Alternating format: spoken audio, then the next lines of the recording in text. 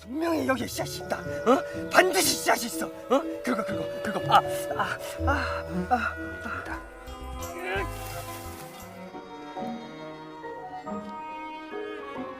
똥이다! Halo teman-teman, kembali lagi di ACK Film. Setelah beberapa kali membahas film tentang Badan Intelijen dan kawan-kawan, kali ini saya akan kembali membahas sebuah film bergenre komedi. Film ini mengisahkan tentang perjalanan hidup seorang pria yang mencoba memberikan nyawanya ke malaikat maut alias bunuh diri. Ia mencoba bunuh diri lantaran tidak bisa membayar hutang-hutangnya yang semakin hari semakin banyak. Akan tetapi aksi bunuh dirinya itu pun gagal dan ia malah terdampar di sebuah pulau konservasi yang letaknya tidak jauh dari pinggiran kota. Dengan segala keterbatasannya yang ia punya, ia pun kemudian mencoba bertahan hidup di pulau tersebut. Dan inilah Castaway on the Moon. Berlatar di sebuah jembatan yang letaknya berada di pusat kota, kita langsung diperlihatkan dengan seorang pria berkacamata yang bernama Songgun yang sedang berdiri di pinggir jembatan sambil menelpon dengan petugas bank. Layaknya seperti orang-orang yang berhutang pada umumnya, ternyata ia sedang mencari-cari alasan lantaran tidak bisa membayar hutang-hutangnya kepada pihak bank. Karena sudah muak dengan semua ini dan ia pun tidak sanggup untuk melunasi hutang-hutangnya, pada akhirnya ia pun mempunyai ide untuk bunuh diri di jembatan tersebut. Tak lama setelah itu ia pun melompat dari jembatan tersebut hingga ia tak sadarkan diri.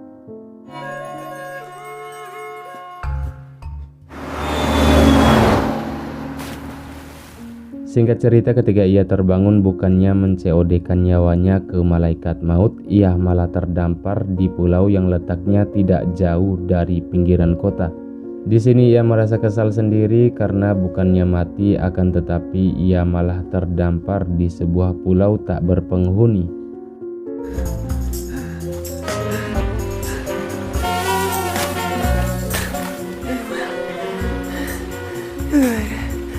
Kesana kemari mencoba mencari jalan keluar dari pulau itu, akan tetapi tak ada jalan yang bisa ia temui. Tak lama setelah itu ia pun kemudian melihat sebuah kapal yang kebetulan sedang lewat di sekitar pulau tersebut. Tanpa berpikir pendek ia pun langsung melambaikan tangannya untuk meminta pertolongan. Kebetulan pada saat itu ada orang yang melihat Songgun melambaikan tangannya.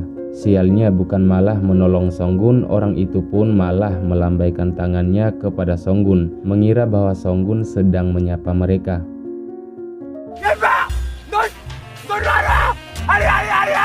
그거 아니잖아요. 그거 아니고요. 저기 진짜로 사람들 안 돼. 가지마. 안 돼.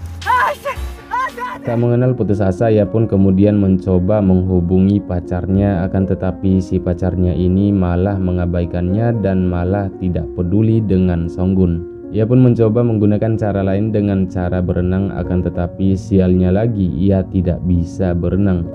Karena sudah berusaha semaksimal mungkin dan tidak mendapatkan hasil, ia pun benar-benar merasa sudah putus asa. Untuk yang kedua kalinya ia pun kemudian mencoba bunuh diri lagi. Ketika sedang mencoba bunuh diri, perutnya pun tidak bisa diajak kompromi dan ia malah pergi boker di semak-semak yang berada di sekitar lokasi tersebut.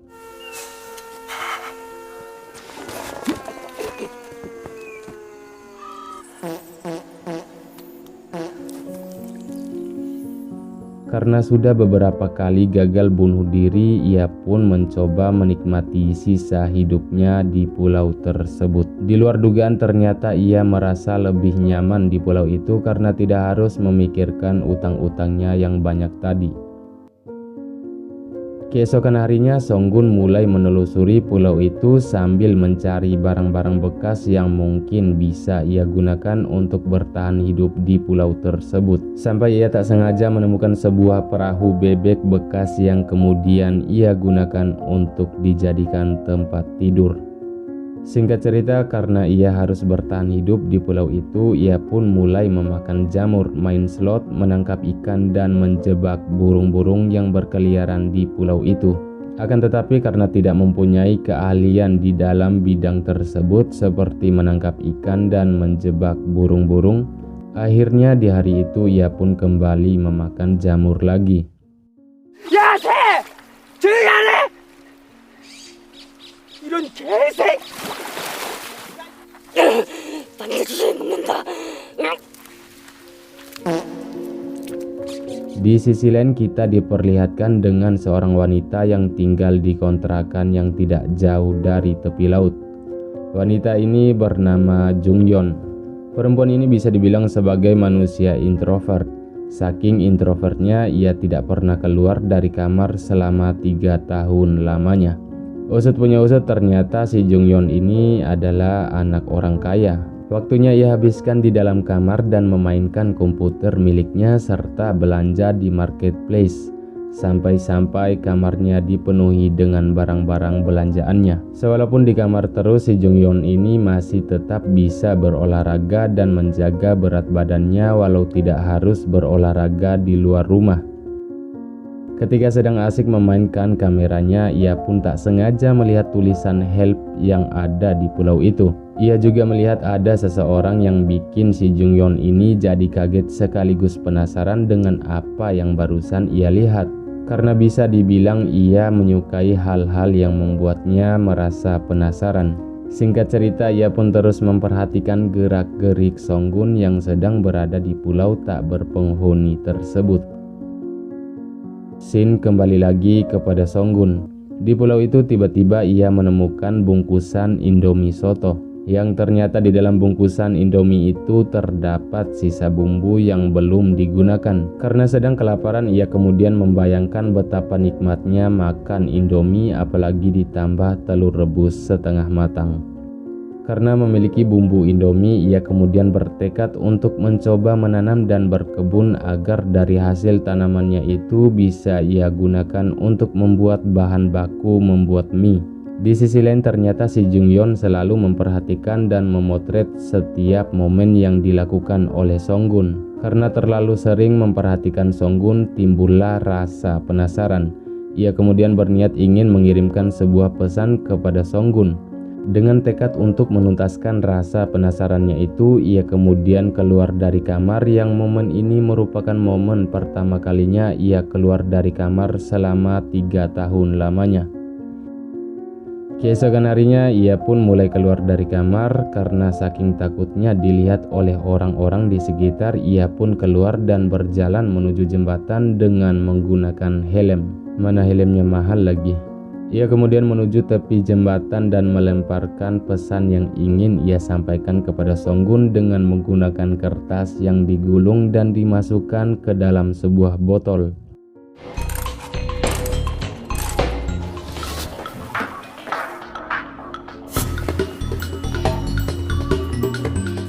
Selama 3 bulan lamanya ia pun tetap menunggu dan belum menerima balasan surat dari Songgun. Singkat cerita, ketika Songgun sedang mencari barang-barang bekas yang mungkin saja bisa berguna baginya, tiba-tiba ia menemukan sebuah botol yang di dalamnya berisikan surat yang bertuliskan pulang ke Sundala. Tiba-tiba ia menemukan sebuah botol yang di dalamnya berisikan surat yang bertuliskan hello. Setelah mendapatkan pesan itu, ia jadi tahu kalau ada seseorang yang memperhatikan gerak-geriknya selama berada di pulau tersebut. Tak berpikir pendek, ia pun kemudian langsung membalas pesan itu dengan menuliskan kata di sebuah pasir yang bertuliskan Sante Makotelaso. Tak berpikir pendek, ia pun kemudian langsung membalas pesan itu dengan menuliskan kata di sebuah pasir yang bertuliskan How are you? Di sisi lain, setelah tahu kalau pesannya dibalas oleh Songgun, Jung Yeon terlihat sangat senang sekali karena bisa dibilang ini adalah pertama kalinya ia bersosialisasi dengan manusia walaupun tidak berani untuk bertemu secara langsung. Dan mulai dari situlah Jung Yeon jadi sering untuk mengirimkan pesan kepada Songgun.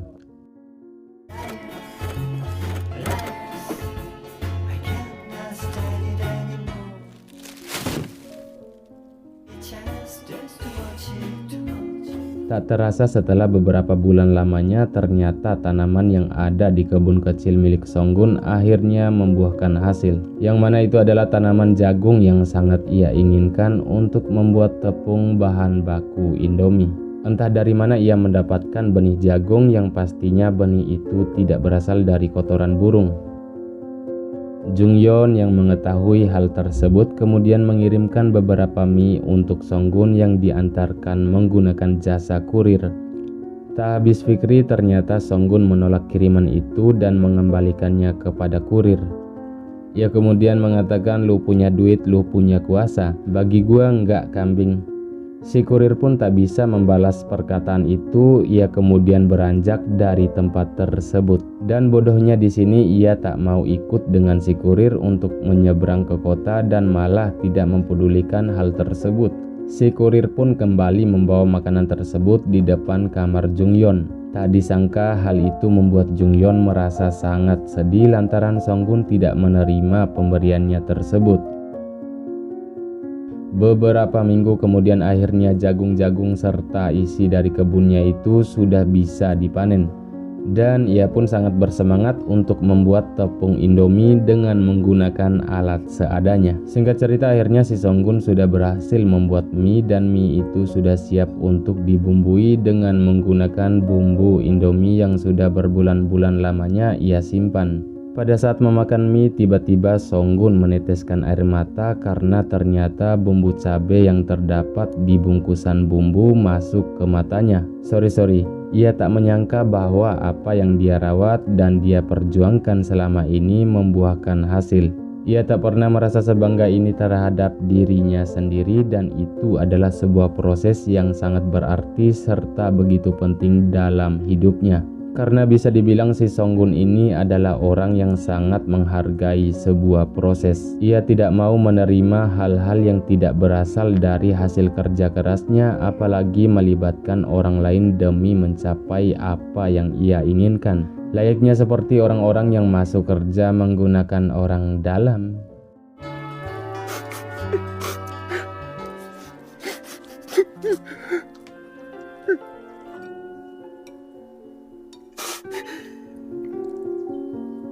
Beberapa hari setelah itu kemudian ia mendapatkan sebuah pesan dari Jungyeon yang bertuliskan congratulations. Jungyeon memberikan ucapan selamat kepada Songgun karena sudah bekerja keras dan berhasil mendapatkan apa yang ia inginkan sejak tinggal di pulau itu.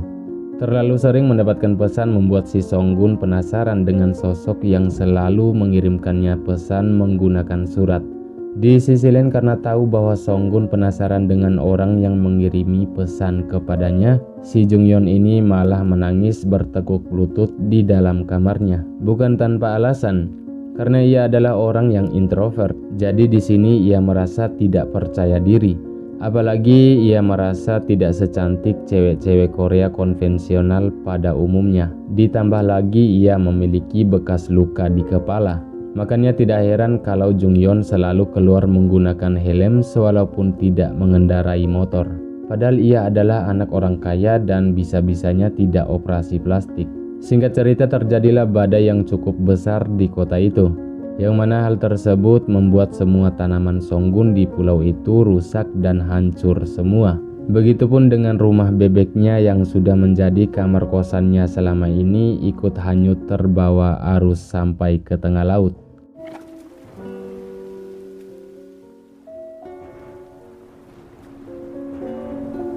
Keesokan harinya, Jungyeon melihat Songgun duduk termenung karena sudah kehilangan semua yang ia punya akibat dari badai semalam. Tak lama setelah itu muncullah petugas kebersihan yang menanyakan kepada Songgun. Karena takut, akhirnya ia pun lari ke dalam hutan untuk menghindari petugas kebersihan tersebut. Dan sialnya ia malah tertangkap. Karena memang hutan itu adalah hutan konservasi atau hutan yang dilindungi oleh pemerintah dan sama sekali tidak boleh ada orang yang tinggal di pulau tersebut. Tak lama setelah itu ia pun dibawa kembali ke pusat kota dan membiarkannya di pinggir jalan. Jungyeon yang melihat hal tersebut kemudian mencoba memberanikan diri untuk menemui Songgun. Di sisi lain terlihat Songgun kebingungan karena tidak memiliki tempat tinggal. Belum lagi utang-utangnya yang masih tertumpuk banyak di bank. Dengan keputusasaannya itu ia pun kembali berniat untuk bunuh diri lagi, tapi dengan tempat yang baru tentunya, yaitu sebuah gedung tertinggi yang ada di kota tersebut. Ia pun pergi dengan menggunakan bus untuk bisa sampai di gedung tujuannya. Jungyeon yang menyadari hal itu pun langsung bergegas lari mengejar bus yang dinaiki oleh Songgun. Di sini ia merasa putus asa dan berusaha menghilangkan niatnya untuk bertemu dengan Songgun lantaran tak mampu mengejar bus yang ditumpangi oleh Songgun.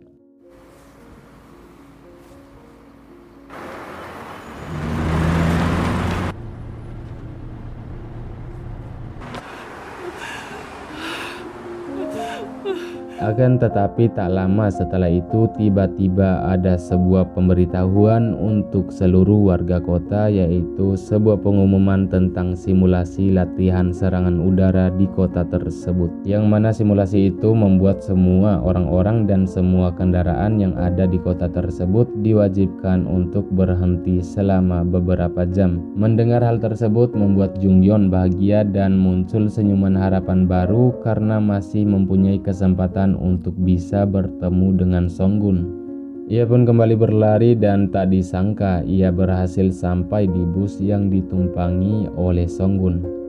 Singkat cerita, akhirnya mereka berdua pun bertemu. Akan tetapi di sini Songgun tidak mengetahui kalau si Jungyeon ini adalah orang yang mengirimkan pesan kepadanya saat sedang berada di pulau. Hingga pada akhirnya si Jungyeon ini terus terang kepada Songgun kalau dialah yang selama ini memperhatikan dan mengirimkan pesan kepadanya. Dan terlihat Songgun sangat bahagia sekali bertemu dengan Jungyeon karena ia bisa bertemu dengan orang yang selama ini memperhatikannya dan mengirimkan surat kepadanya. Film pun ditutup dengan dipertemukan mereka berdua yang saling mengungkapkan perasaan masing-masing yang sudah lama mereka simpan selama ini. Dan film pun selesai. Pesan yang dapat diambil dari film ini adalah jangan bunuh diri di pinggir jembatan karena itu tidak akan membuat kalian mati. Segitu saja teman-teman pembahasan film kali ini. Sampai ketemu di video selanjutnya. Terima kasih dan wassalamualaikum warahmatullahi wabarakatuh.